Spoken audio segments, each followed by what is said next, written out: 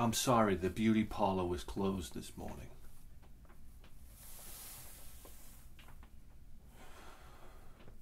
Every time it rains and I walk outside my sliding glass door here, I get that one drop of water. It's like a drop of water that's like the size of a lacrosse ball that falls from the gutter and it lands right on the middle of your head. You ever get that? And then the drop of water does like the slalom through your hair follicles until it runs down onto your face. It's the most horrible feeling of all time. There's nothing you can do about it because I got my camera in one hand, I got my coffee in the other hand.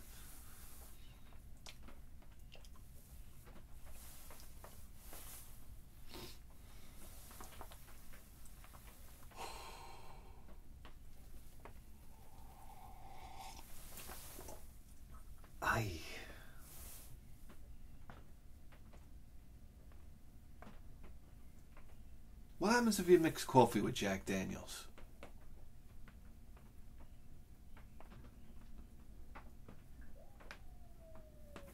Here we go.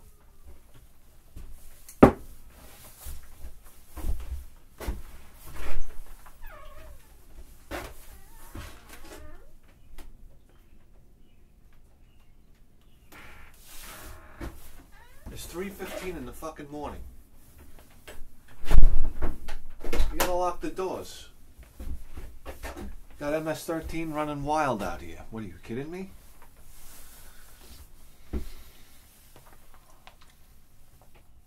I went to IHOP the other day. I go to IHOP, I get the split decision. It's like the, you know, oh my God, you want to talk about, as I get older, you know, I'm 43 now. I enjoy eating more than ever before.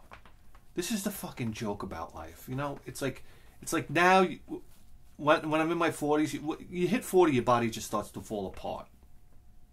Okay?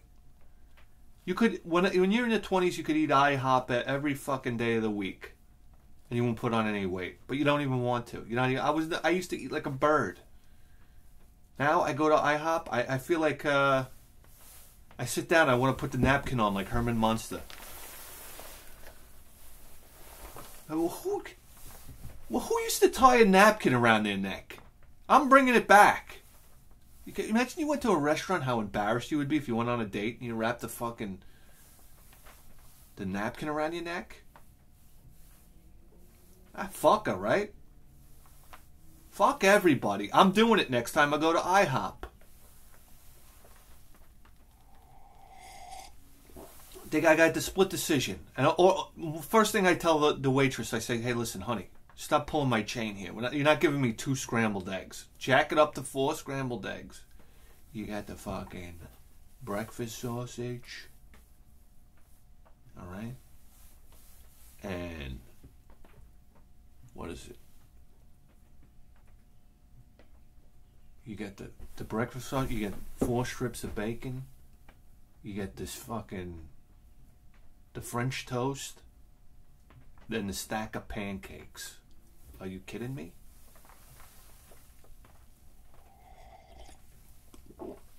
Oh yeah, I wiped the plate clean. I could never do that in my 20s. Now it's like, I got nothing else to do. I'm so bored. I'm gonna tell you something right now. If you're 40 years old and you got a wife and you got kids, you have no idea how boring life is. There's like no more excitement. That's what, you know what 40-year-old guys would do all day? They sit around and they wait for a water breakout. I just want bombs to fall. So you could start like running for the hills. I don't know. It's built into every man. Do you understand? I love this. I love this. How people are so surprised. Why can't there be peace on earth? 'Cause it's boring as hell!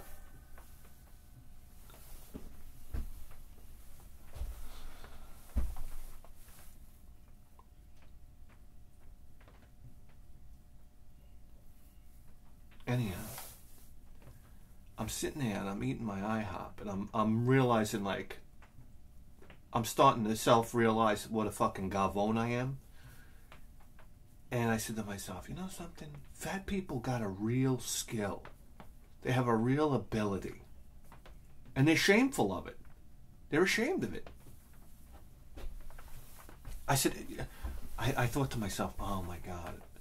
The one thing, every time I go to IHOP, I think two things. Number one, I'd love to get one of these kids from Africa over here and just bring them to IHOP. That's one of my dreams in life. Just to, if I ever become really rich, I'm doing that. I'll fly a kid over here. I'll take him to every day for a year. I'll take him to IHOP. And I'm not even joking you. I'm not even joking you. Well, I'll adopt the kid. I don't care. Hey, listen. Why not?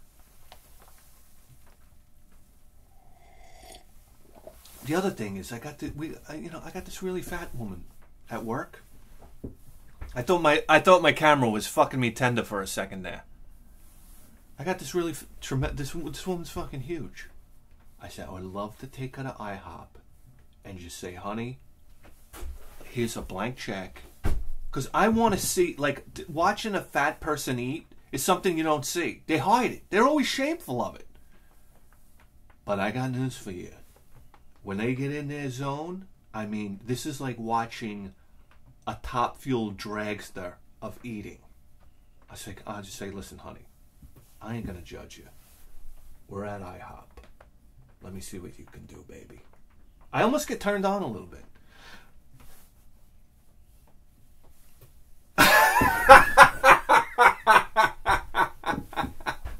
It's just it's like watching a gymnast. It's like, let me see what you trained all your life for, right? Come on. Here's 2 forks. Listen, I just want to. I'm sorry. To me, it's like watching elite eating. Don't be ashamed today, this morning. Go for it. Yeah. I'm not joking. I'm not being mean. I really want to see, because I got news for you. These fat people. I love how these fat people come to work. You never see, they come in. You never see them eating, right? Oh, and they tell you about how I only ate an apple today. Who the fuck do you think you're talking to? All right, I know when they go home, right? They come through the door, right? They look around. They pull the curtain down. They go over to the refrigerator. They just kick the refrigerator open. Boop! And it's like... You hear that cartoon sound when, like, the Roadrunner's firing up his legs. Alright. Hey, ready for this, guys? There's no plan today. I mean, I don't know if you could tell by the hairdo. No. What I was going to talk about today was, you ready for this? I do this with my wife. You want to know what gets my wife mad? This is what gets my wife mad. You want to know the ridiculous world I live in? Ready? I go like this. I go, who wants coffee? Every time I make coffee, I go, who wants coffee? And I go like this. Oh, like we're in the old-time diner. She gets mad at that. She's like, won't talk to me after I do that. I swear to God, I'm going to jump off a fucking bridge one day.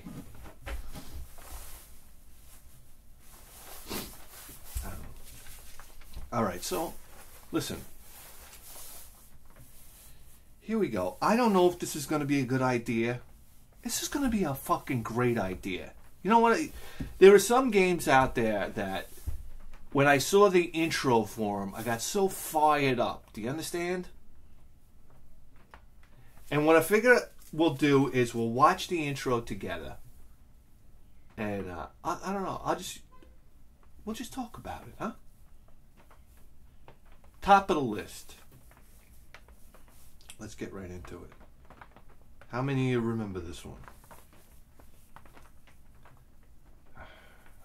Okay, so I think this one's just the title screen kind of had an effect on me, and the title screen music. And what it was being over Phil's house, and then we watched this, what must have been a 10-minute intro. Something that you'd never seen before, right? This enormous intro. And then we hit the title screen. And when we hit the title screen, I remember Phil went into the kitchen to make some iced tea. Okay? And we're talking about the type of iced tea that when you get to the bottom, there's like this brown granulated sugar pie. It's almost like a piece of hash. Like you could chew on that brick on the bottom of that iced tea, and like you'd wind up seeing newspaper taxis. It was all right. So here we go. But that title screen came on. I remember sitting there and watching this title screen with the music, and it was like tugging on the heartstrings. It's almost tear-jerking. And you realize you're playing something really epic. Oh, here we go.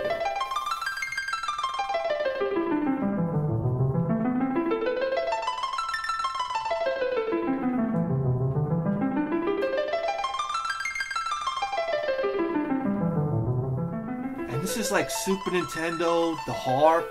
You know, these sounds you didn't hear on like a Sega Genesis or an NES.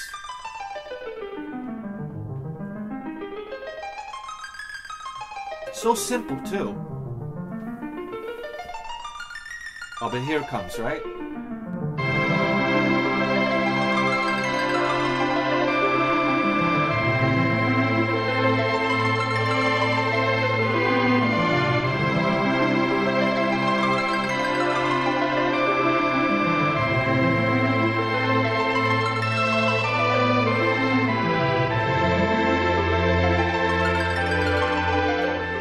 Violins and flutes and stuff like this. Oh my god, it just grabbed you.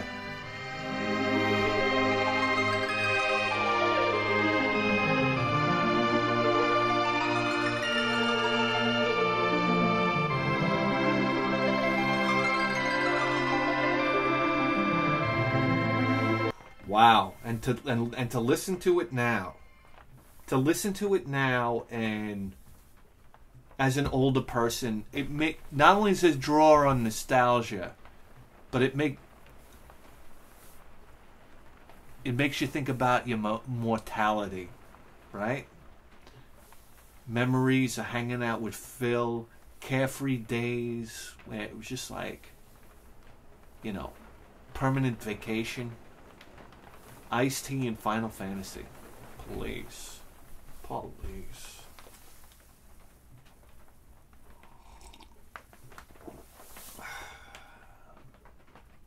Sip of coffee for iced tea and Final Fantasy.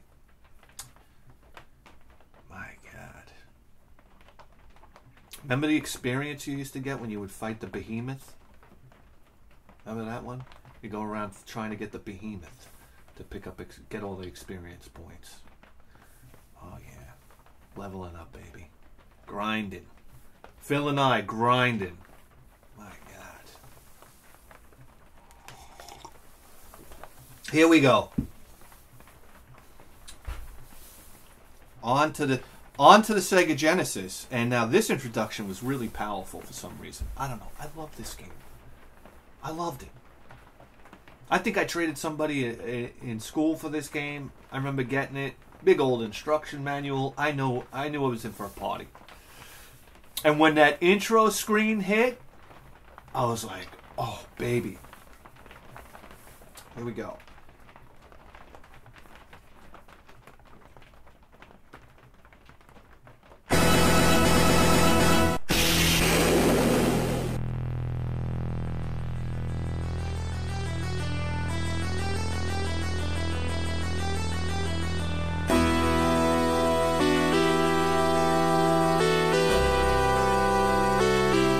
Oh, it's so Sega.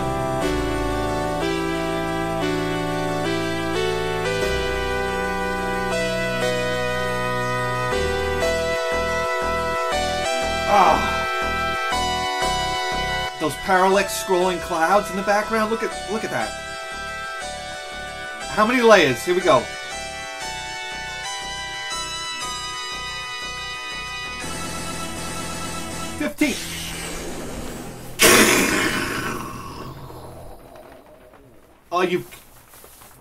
Are you kidding me? Guys, number one, I don't know what gets me about these parallax scrolling clouds. It just grabs me every time. The other day, there was a full moon outside, and there were clouds passing by the full moon. I was just sitting there staring at it. I was like in a trance. This is something that goes back, way back to our ancestors. You get it? This is storm weather. It's a warning. That's why I think parallax scrolling clouds has such an effect on you. It's like storm coming. You know, prepare. Right? And the reptilian brain is saying, prepare. Yeah.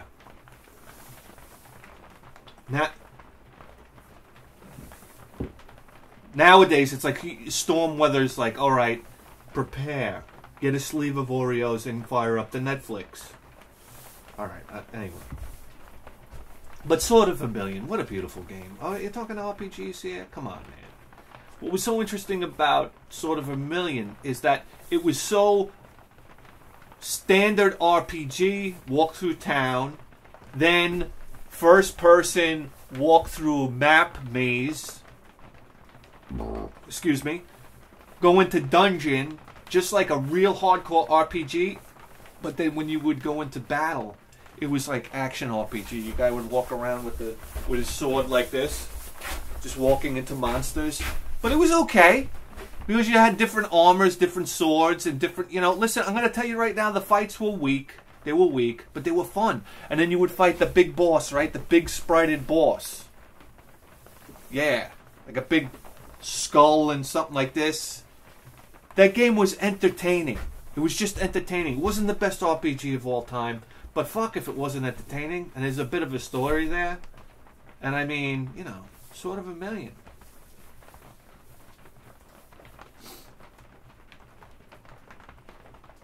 Okay.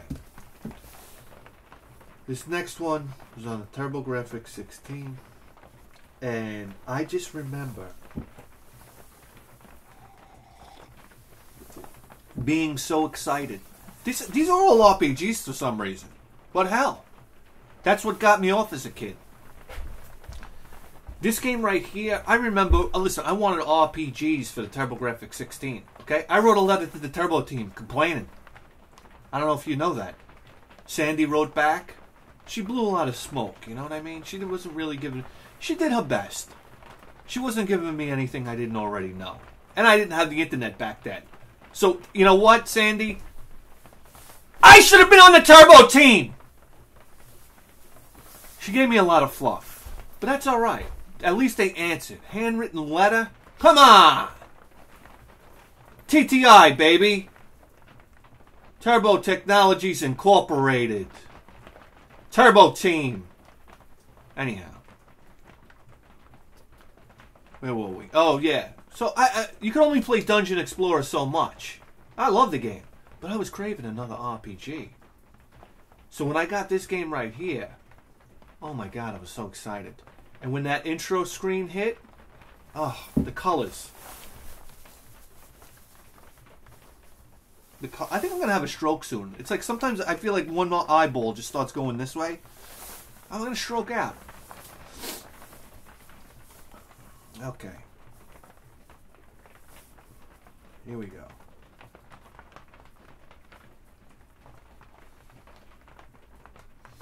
The whole great part of this intro, very brief, but it got me psyched, is when he pulls out his sword. And it's like, and it like kicks off the music. Dang, dang. You ready? Here we go.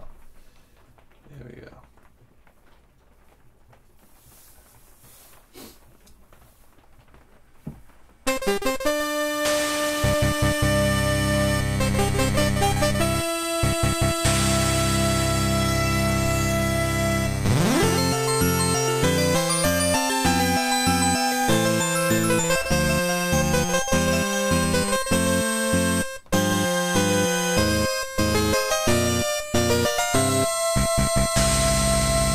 Oh my god, what a way to start a game! What a way to start a game! Look at the colors. I want you to look at those colors.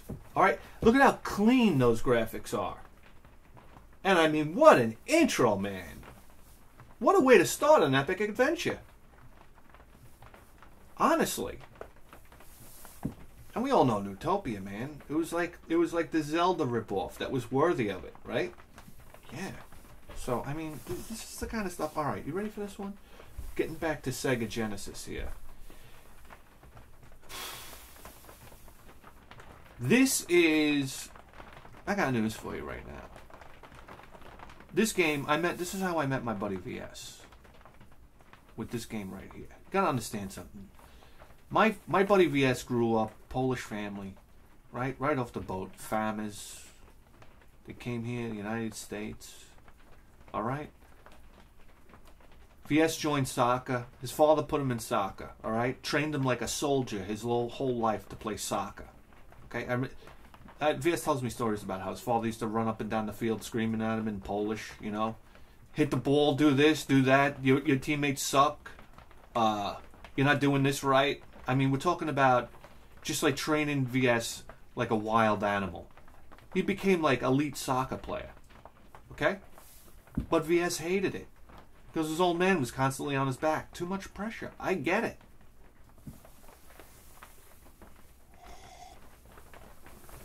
So one day, they picked VS to be on the travel team. And because his parents were Polish, he had to fill out the paperwork for it. So VS took the fucking papers and threw them in the fucking trash.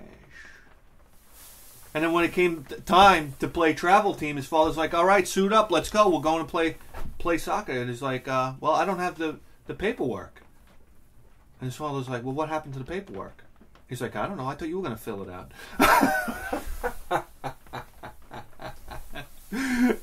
His father got so pissed the very next day, signed him up for karate. Tang Soo Do karate. Yes, Chuck Norris's style of karate. And just by happenstance, I joined the same karate school. And I met VS in the dojo. And I asked him, we started talking video games. Oh yeah, treasured moment in my life, meeting a great guy like VS. You know, you don't even know. This guy's salt of the earth. Anyhow, we started talking video games, and I was in the middle of playing Phantasy Star 2. How did this work? Or I'd just beaten Phantasy Star 2. And I think I'd lent it to VS. Or did VS lend it to me? Oh man, I can't remember. Anyhow, what a twist of fate. Had VS filled out that paperwork to be on the goddamn soccer team, that's it. Our friendship would have never existed. It's like little things like that. You think about the people that you meet in your life, and if one thing would have changed, one little thing, your life would be completely different. So think about that moving forward. Yeah, man, you're like a pinball. And certain people you meet bounce you in different directions. It's crazy. Anyhow, I remember after that, listen, VS went to Lindenhurst High School. I went to Kopek High School. So it was like we were in different towns almost. And I remember inviting VS over to meet all my friends. I was like, this is great. I love VS.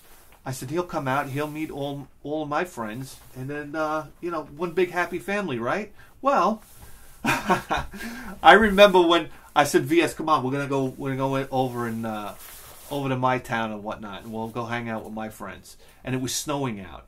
And I remember VS was on a 10-speed bike. And I think I was walking. And when I introduced him to all my friends, actually VS was coming down the block, all my friends started picking up snowballs and just pegging VS. It was a stranger. He was a stranger. Nobody knew him. So it was like snowball time. They hit him with so many snowballs, he crashed off his 10-speed.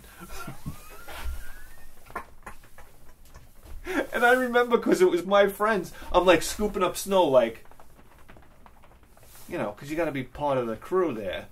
I didn't throw any snowballs at VS, but I was like, making a snowball, like, yeah, let's get him. No. But then that passed, and I introduced VS to all my friends later on, and he became part of the crew. And he never hung out with his old friends again. It was always he would come and hang out with us. That's it.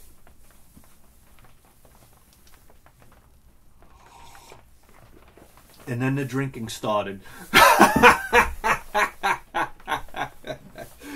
But anyway, that's just a wonderful memory of Phantasy Star 2. Another great reason to love the game for me, because it's when I met one of my very cherished friends. So here we go. I mean, listen. The music in Phantasy Star 2, who created this? You never heard music like this before? I'm sorry. You didn't. Fantasy.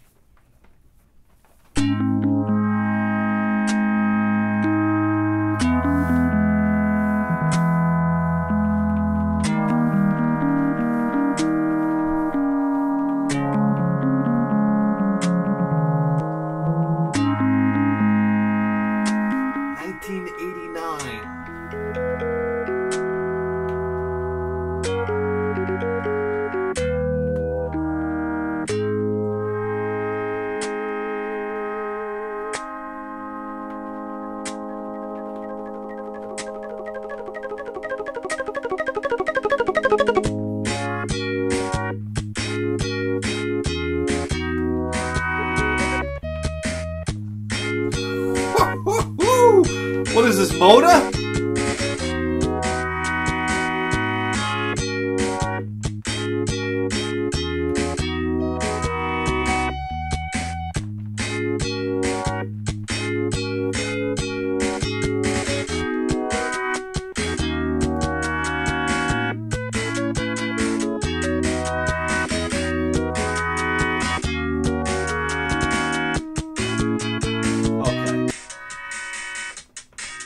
Oh my god. I mean, this was like... This music in Phantasy Star 2. Who programmed it?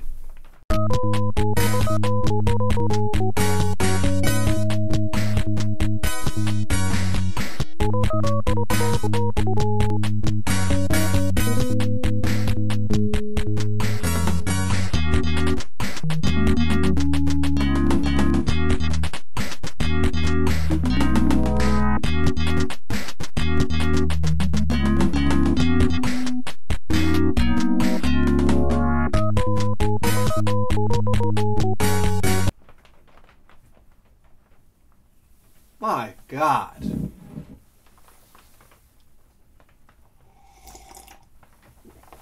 Remember the intro? He's like laying up in bed, like he just woke up. Oh, Phantasy Star 2. What a journey. What a journey. Remember? And you went to Dezo. Remember when you got caught by the fucking robots and they send you to Dezo? What? What? Huh? Different planets? Is that what we're doing here? We're going to different planets? Or you turn on the water, right? The water overflows. You open up the dams. You got to go around opening up the dams. Oh, yeah. This is like, I don't even know, man. Phantasy Star 2. Sip of fucking coffee. Phantasy Star 2. Anyway, listen, this next game is... Listen, everybody knew about Legend of Zelda, okay? I had played it over Rex's house. Yeah. Everybody talked about it in school. Yeah. I get it. But when I got my copy of Legend of Zelda, and I think I got it on a trade from somebody. I can't remember where I got my copy of Legend of Zelda. Anyway, I didn't buy it. I got it from somebody at school, I'm pretty sure. But every time I played Legend of Zelda, you just pop in the game and start playing. But the first time I got Legend of Zelda, I really savored it. I put it in the machine, I turned it on, and I watched the intro. And come on. I mean, listen, we've all heard it a million times before. But the waterfall, with the whole, it's just like the pageantry of it all. How it starts out slow.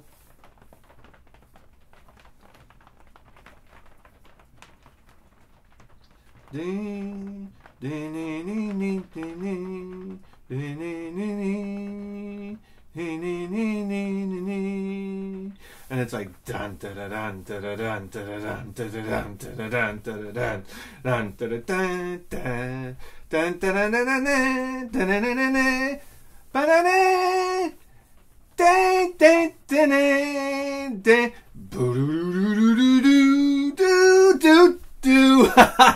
yeah, man. Wow. Legend of Zelda. Come on, let's not forget, guys. Huh? Let's not forget, will you? And yes. I mean, listen. Okay. Come on. Let's do it.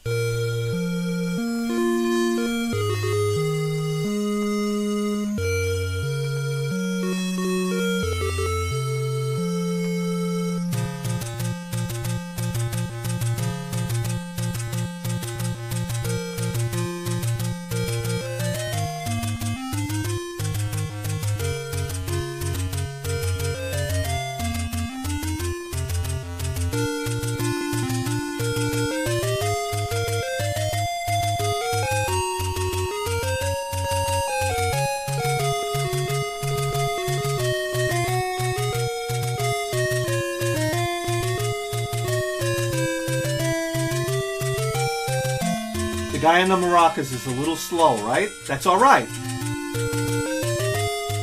It's like Keith Richards. You always come in slow. You don't come in fast.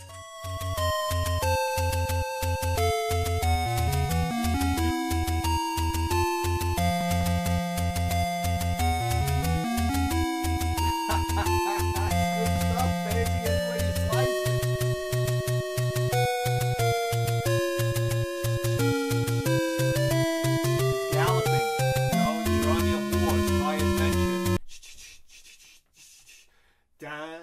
Dun, da, da, da, da, da.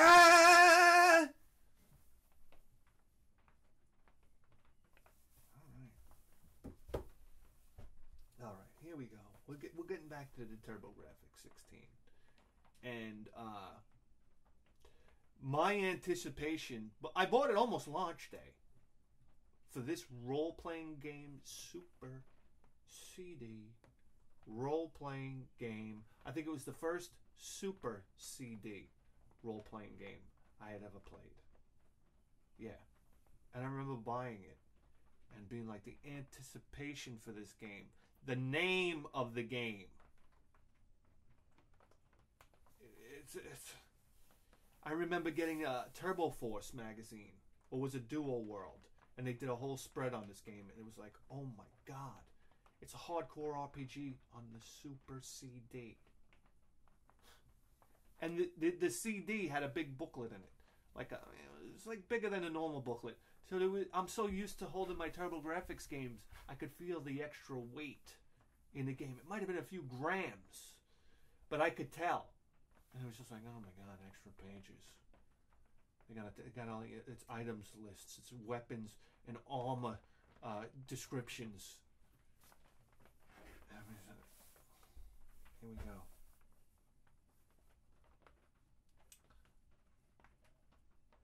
And the intro was like, oh, you guys, you really don't really know, because you didn't get music like this. You didn't get animations like this. It just didn't happen. So in my mind, I didn't know anybody with a Turbo Duo. Phil? Even Rex only had a standard TurboGrafx 16. So in my mind, it was like Phil and I were the only two kids on planet Earth experiencing this. So it's like, nobody even knows. Just me. Very exciting. You would feel bad for the Super Nintendo guys. They didn't get this.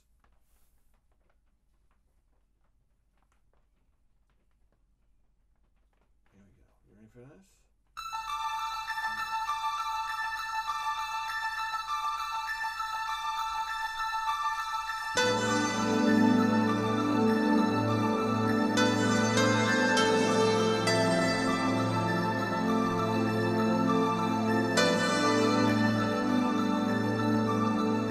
Somewhere in the course of time there lies Isranasa, a world blessed by peace and tranquility.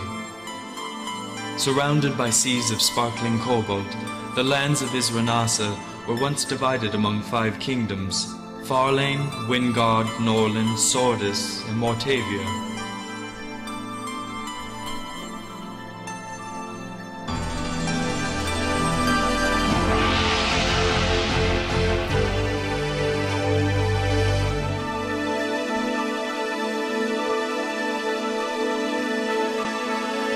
Ready? Here it comes. Here it comes.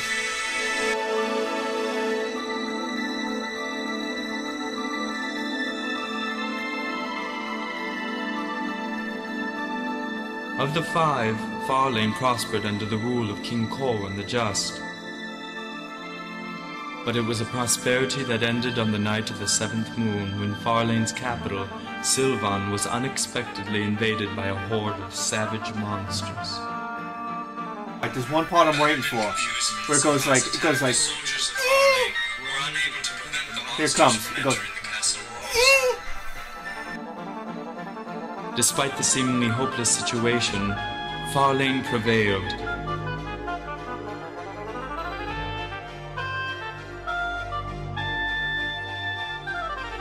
And by the break of dawn, not a monster remained standing. However, the joys of victory were short-lived. King Corwin was dead, leaving Farlane without a leader. I mean, just bigger than anything you could ever understand. I mean, listen, we can go on and on with this show, can't we? But there's one more. There's one more I'd like to do. I mean, it doesn't have to just be these role-playing games. You can go on and on with this one. But here we go. I mean, the guys... When I got this one, I open up my... I just got my Turbo Duo, okay?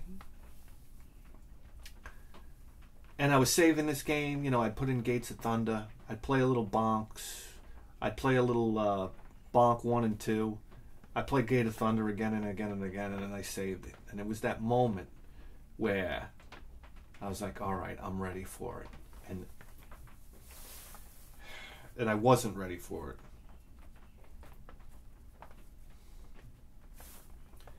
You ready for this one, guys?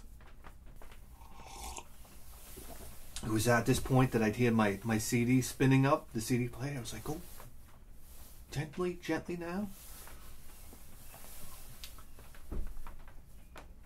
Lightning Strikes. I think I connected to Bluetooth for a second there. Somewhere at 3:30 in the morning, the intro for East Book 1 and 2 was playing through somebody's house. Could you imagine? What a great way to wake up. All right, here we go. Okay, you ready? This intro's about to start. That was it. Great game. No, let's go. All right, come on.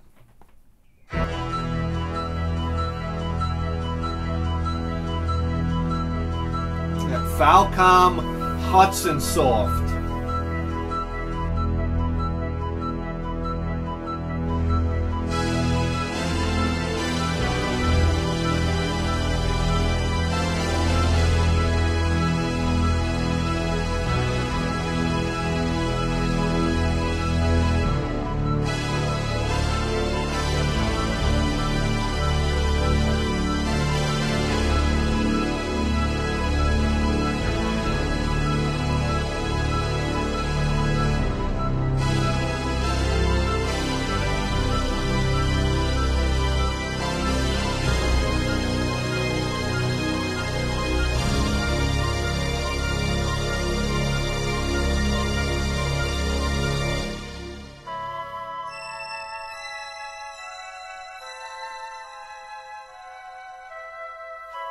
Ys, the ideal utopia. Once a country so peaceful and prosperous. I want to go. A country where children were as free as the wind. A country where harmony blew through the hearts of all men. Ys, a kingdom ruled by the wisdom and charity of its 6 powerful priests. an empire watched over and blessed by the enchanting aura of its two beautiful goddesses. Oh, those graphics! A seemingly tranquil paradise suddenly pulled from the height of its civilization to the empty abyss of infinite isolation. How could such a land of promise simply vanish from the face of the planet? How could such prosperity be forgotten? The legend has been silenced for over 700 years. And now, the mystery unfolds. Here we go.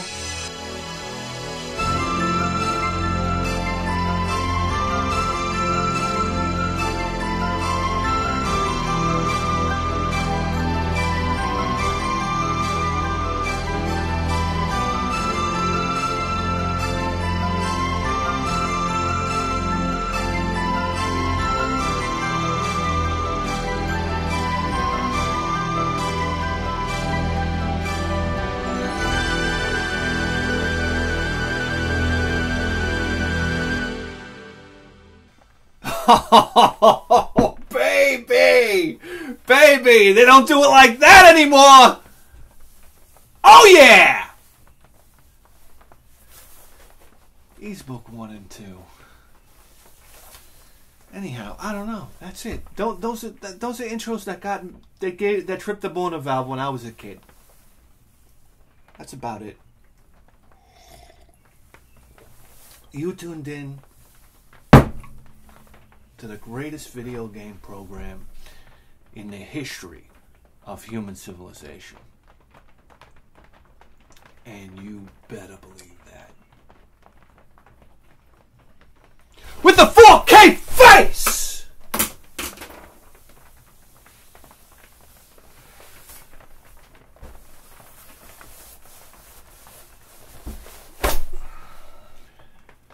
We'll see you next time.